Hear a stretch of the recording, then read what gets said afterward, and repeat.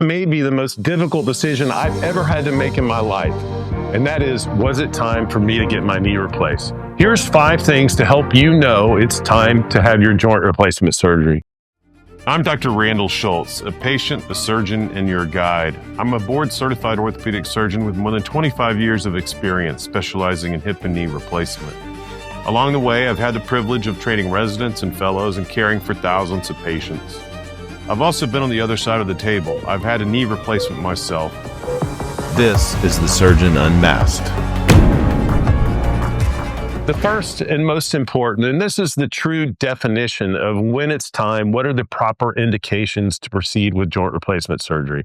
And that is when conservative management has failed and the joint is interfering with your quality of life. Now, there are a lot of time-proven measures that we consider conservative at helping manage arthritis, pain, and disability. I will list some of them. This is not an exhaustive list.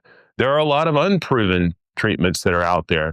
Personally, I don't care if it helps you and it doesn't harm you. I'm all for you experimenting with it. These things, though, most of them have been studied pretty rigorously. So the things I'm going to talk about, we have a solid amount of evidence and time behind them to support them. First and foremost, and there's no easy way around this, is exercise and weight loss. And in that category, I would include physical therapy, which can be incredibly helpful. When the joint gets bad, improving what we call the knee stabilizers, the strength around the knee can really, really help that bad joint. It eliminates some abnormal motion, it provides some shock absorption. But I cannot emphasize enough how physical therapy and regular exercise are important. For me, it was regular use of a recumbent stationary bicycle. It probably gave me an extra 2 or 3 years before I finally had to have the operation done. Part of exercise is also what we call activity modification. This is a weight-bearing joint. So a lot of walking, a lot of weight-bearing, certainly exercise such as running or jumping, is going to irritate that knee a lot. It keeps you in good shape, but you're going to hasten the demise of that joint and the need for an operation. Now, this is for people who already have arthritis. There is emerging information that people that are runners their whole life are not necessarily at more risk of getting arthritis than people who aren't. But once you have arthritis, it's set in, the more weight-bearing exercise you do, the harder it's going to be on that joint, the more pain you're going to be in. And you are going to accelerate the loss of the cartilage, which is what ultimately leads to knee replacement surgery. Weight loss is a big one. Again, I said this is a weight-bearing joint. So there is known data that the amount of force, particularly on the kneecap area, can exceed 4 to 5 times body weight, particularly going down slope surfaces or stairs. So I tell people that taking a pound of weight off is like taking 4 pounds of pressure off your knee. Now, it gets really hard once the arthritis is bad. Your exercise becomes very confined into what you can do. And again, that's where I go back to the stationary bike. Swimming's another good one, but I don't think there's anything that beats a stationary bike. Here is the catch. If you're a postmenopausal woman or you have osteoporosis, you do have to be careful that you don't completely eliminate weight-bearing activity, because that's what your bone density needs. So we deal with this all the time, where you have 2 competing issues, that the arthritis is worsened by the weight-bearing activity, but the osteoporosis is worsened if you don't do the weight-bearing activity. So I generally tell people, and kind of fighting both of these battles, that try to mix it up. Usually kind of an equal split between walking and using a stationary bike. If you do walk on an arthritic knee, it's really important that the surface be very, very flat.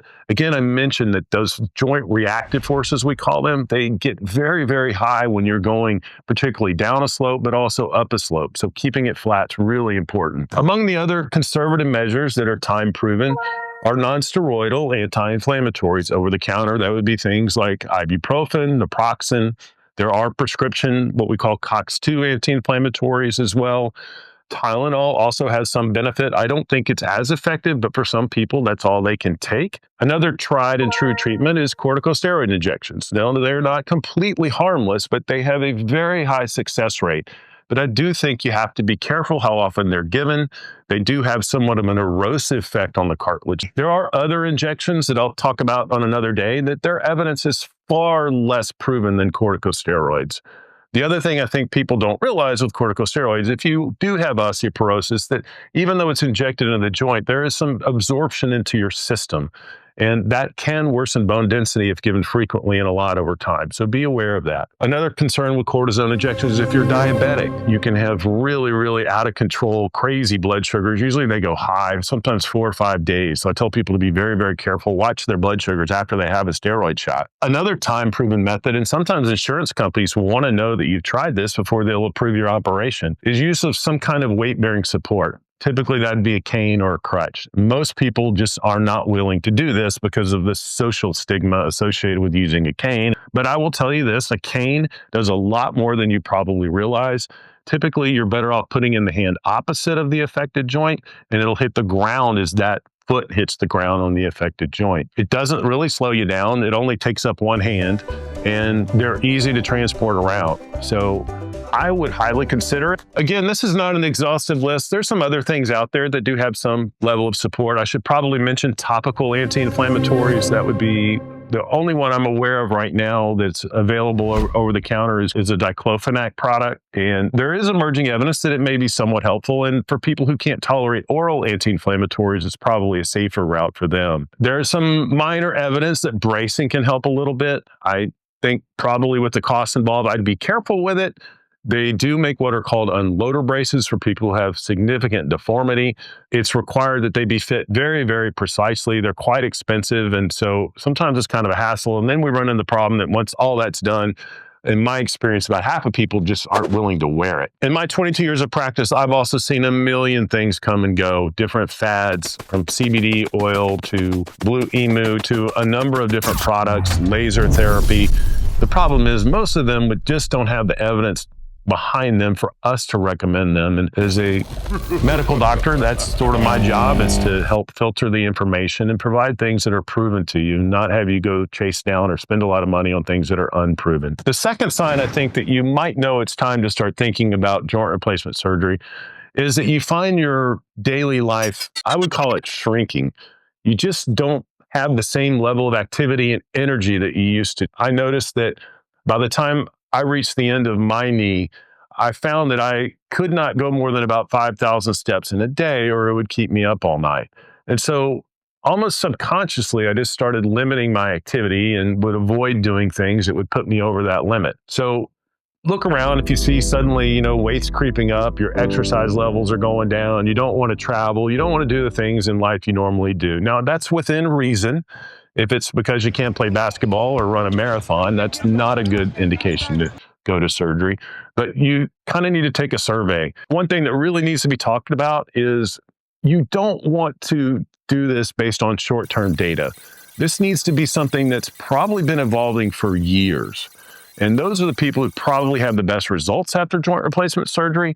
If this is something that just a few months ago, unless you had a fracture or some kind of unusual condition in the knee, generally you want to make this decision over a pretty lengthy period of time. Because once we put that knee replacement in there, there's no going back. We can't give you back your old knee. This is a big decision. You want to make sure you make a good decision. The third one, and this was a big one, it certainly was for me, when the joint starts interfering with your sleep. And it can be kind of an intrusion into your life where you kind of don't even notice it, but you're waking up in the middle of the night, you're having to really hit the anti-inflammatories hard before you go to bed. We don't really realize it, but the lack of sleep just pervades so many aspects of our lives. It just makes you a miserable person. It decreases your function at work. It's just not a good way to live.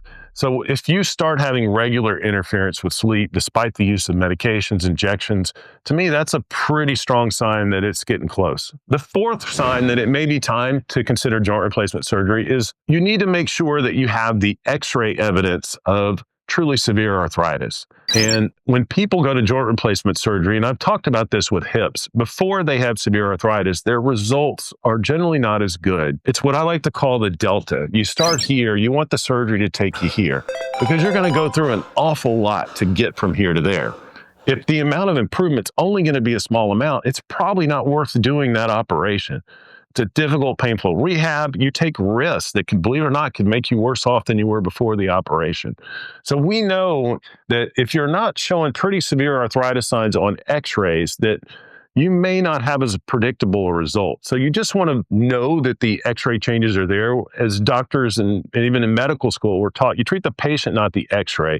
But you do want to have corroborating evidence on an x-ray that indeed this is the right thing for you to do. We talk about X-ray arthritis and MRI arthritis. See, MRI is a very detailed, highly magnified view, if you would, of the cartilage surface. And generally, the X-rays tell you this sort of satellite view, what things really look like. And if you have a lot of joint space on an X-ray, that means there's still volumetrically a lot of cartilage there.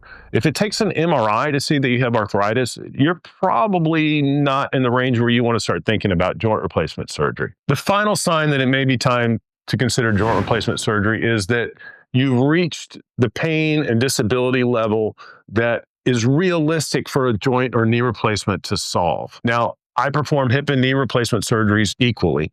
Hip replacement surgeries have much higher patient satisfaction rates. Worldwide, as I said before, around 93% is generally the satisfaction rate with hip replacements. Knee replacements, though, drop. It's typically in the 75 to 80% range. In the world of medicine, that's still very, very high.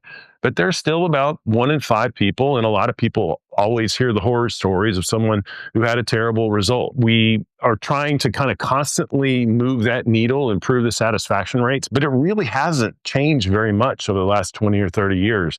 Despite all these wonderful new technologies and robots and computers, we haven't seen that satisfaction rate change materially. Now, I could talk for a couple of hours about different theories of why that is, but there's no question that a large percentage of the dissatisfied patients are because their expectations weren't met. I tell everyone in knee replacement, it's an upgrade. It's not a complete cure. This isn't going to feel like your 18-year-old knee did, but there comes a point in time where it's such a dramatic improvement. Again, that delta is so significant.